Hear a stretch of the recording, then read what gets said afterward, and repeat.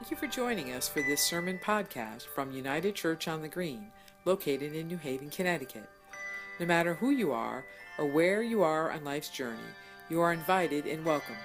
If you enjoy this podcast and would like to learn more about our open and affirming ministry at United Church on the Green, please visit our website at unitednewhaven.org. Thank you.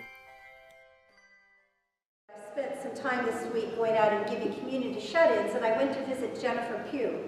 And she said she is so grateful that we have the podcast every week because she is able to see the sermon and feel as though she is part of the congregation. But she asked if perhaps this week, and Brendan agreed, that the camera could pan across the congregation so she could see all her friends. And so I'm going to ask Brendan to do it again. Would you all just wave to her when he does that? All right. Here you go. Start waving on this side. Hi, Jennifer. Hi, Jennifer. Hi, Jennifer. Happy Easter. Stay strong. Happy Easter, Jennifer. So she also asked that we make sure that we had some of the music included because she misses so much being here. Good morning. Good morning. A blessed Easter to each and every one of you. If no one has had a chance to tell you how very glad we are that you are here this morning at the United Church on the Green, please hear me say how very glad it is to see each and every one of you. Welcome to all who have no church home, who need strength or who want to follow Christ, who have doubt or even who do not believe. Welcome to new visitors and welcome to old friends. And welcome to children and welcome to grandparents, to mothers and to fathers and to single people. And welcome to families of all configurations, to young and to old, to believers and questioners, to questioning believers. Welcome to everyone. No matter who you are or where you are on life's journey, you are more than welcome here. And I want you to look around and see the darkness. And suddenly we can celebrate that Christ is alive, Christ is risen indeed, and the lights will come on. Please rise as we bring down the Bible and sing our first hymn.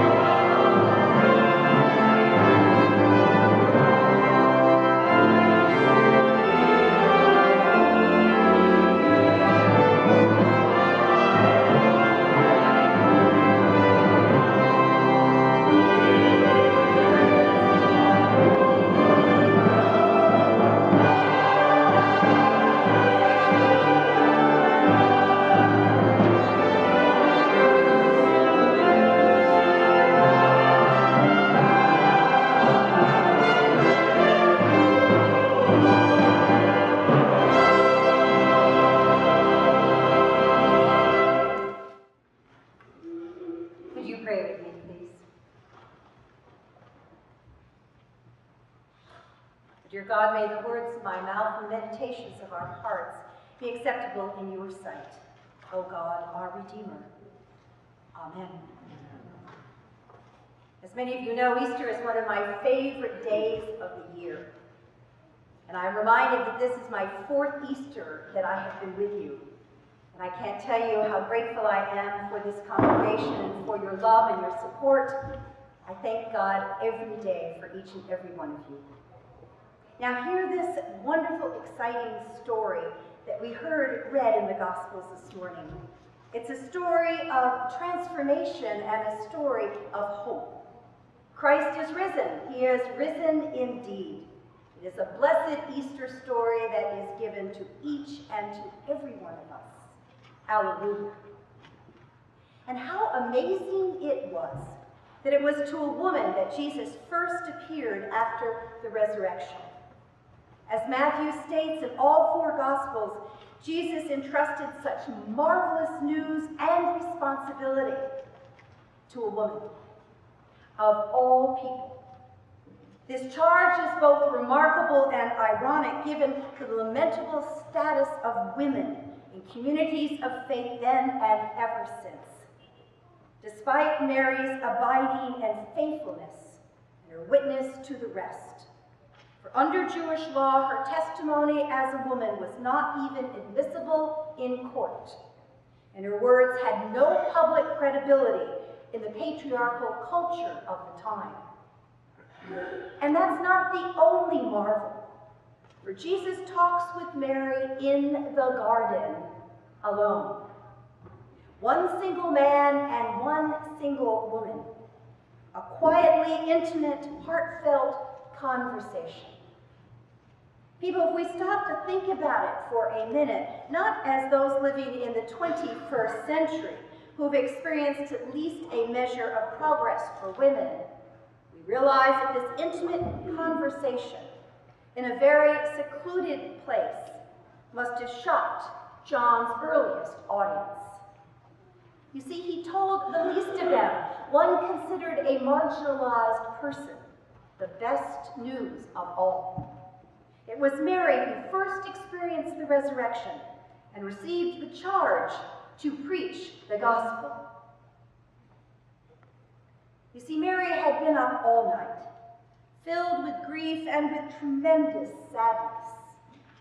She returned to the tomb, still in darkness, where Jesus had been secured, and found to her amazement and to her concern that the stone had been moved away, and Jesus' body was no longer there. Fearing the worst, she runs to Simon Peter and says, "Where is Jesus? He is gone. Someone has taken him away." And the disciples rushed to the tomb. They saw the linen cloths lying there, but there was no Jesus. They concurred that he was indeed gone. And as Scripture says, seeing was believing. But they didn't really see, did they? For they didn't understand the Scriptures that Jesus was to rise from the dead. The way John tells the story, says Matthew, there's no conversation between the 2 male disciples and God's messengers, the angels, or even Jesus himself. That kind of encounter waits for Mary to return to the grave, still faithful and still weeping. She was crying as she didn't know indeed where Jesus was. And in her grief, she saw 2 angels who asked, "Why? Why, Mary? Why are you crying?" And then she saw who she thought was the gardener. Even when Mary turns and faces Jesus herself, she does not recognize him. Why does she look in the tomb again, I ask? What does she expect to see? The body returned? Evidence of what was taken or who might have taken him? You know, we don't know. Nor do we know whether she perceives the angels to be more than ordinary people, for her grief focuses on where Jesus' body has been taken. And as Jim Wallace of Sojourners has said, the male disciples hearing the greatest news in history and for the future of their lives from Mary was itself a powerful sign of the purposes of God. Just think, on that first Easter morning, the women who were present were at great risk to themselves. They were at the grave of a convicted political criminal who had just been crucified. The guards posted at the tomb could easily have reported the identities of any followers or supporters of this one whom they had killed and whose movement they now hoped to crush. The risk of the women is made even more dramatic by the realization that the rest of the disciples, you see, were all laying low. The men were now hiding, paralyzed by their fear and by their grief.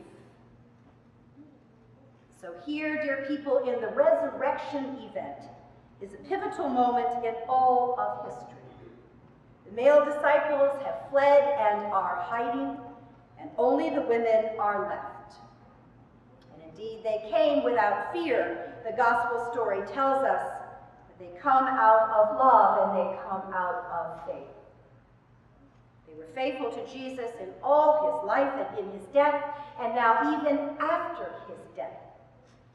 Out of their love for him, they ministered to him even at the tomb. For their loving perseverance and courage, these women are rewarded with the honor of being entrusted with the most important news in the history of the world. These women and many women who have come after them can rightly be called history's midwives of hope. They become for us on this resurrection morning of Easter the primary example in the story of what we too are called to be, men and women, the midwives of hope. And so remember, it was Jesus who said, "Mary." And then she recognized him, and he said to her, "Go and tell them I am going to my Father." It was up to her to go and find the disciples and tell them the good news. In fact, hear me now, she was probably what we would call today the very first apostle. She states clearly, "I have seen the Lord," and the news changed her life. Isn't that what we all yearn for? A moment of change and an invitation to a new life, a life of hope and a life of joy, of purpose and of new beginnings. Easter offers us all that hope. Mary Magdalene shows us how, in spite of devastating loss or grief or disappointments, that there is a possibility of hope beyond. Jesus shows us that life can come out of death, whether it is eternal life or feeling alive. We, dear people, can live again. Through the mystery of the resurrection, we are offered an invitation to so many opportunities for new life, new wonders, new possibilities, and lives of purpose and relationships. We dare to hope for them, to open our hearts and our minds to what God can do in our life. Mary Gordon has written, "For me, the meaning of the resurrection is the possibility of possibility, the great perhaps, perhaps the open-endedness that gives the lie to death." The story in the garden is so lovely that it inspired a hymn by that name. I come to the garden alone. You know it? What are the words? I come to the garden alone. Well, the dew is still on the roses. What else? Catherine?